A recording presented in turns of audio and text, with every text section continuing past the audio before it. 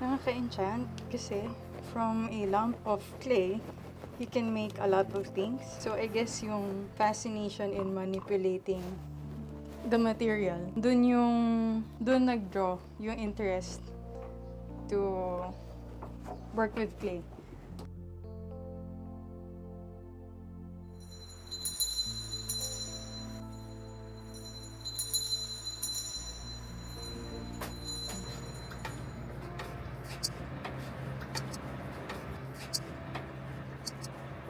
Yung work for art fair.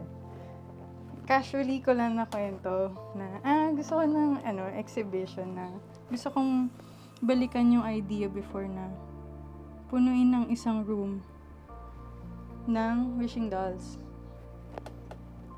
And people to experience the space na madaming wishes around us actually. Parang we carry it. Pero for this particular installation, gusto ko na yung mga tao yung magsasabi ng wish nila dun sa doll. And then, kasi dodrawingan ng mata, diba?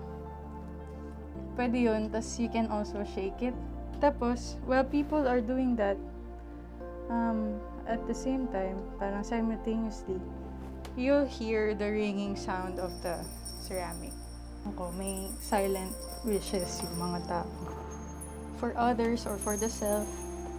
So, yun yung gusto kong isama din yung experience na syempre ang clay very tactile and kapag in-exhibit siya, diba, usually you cannot touch it. Pero ito, it will invite you to feel the surface, see the texture, hear the sound. So, hindi lang siya limited to visual texture kasi pwede mo siya hawakan. And then you see the layers of, let's say, inlay porcelain, and then the celadon glaze, yung mga ganun na details. Of course, masaya na ma-experience ng viewers or audience. Actually, medyo parang concerned nga sila. Sure ka? Pahawak mo? Kasi syempre, breakable siya, diba? Syempre, diba, minsan we can be reckless at times. Pero, pag may certain situation, pwedeng magiging careful and then aware ka dun sa yung nasa harap mo, sa paligid mo. So, parang gusto ko siyang i-simulate or i-share na, it's between you and the object. Tapos, although parang muted yung sound, pero surrounded, ganun. Parang ganun.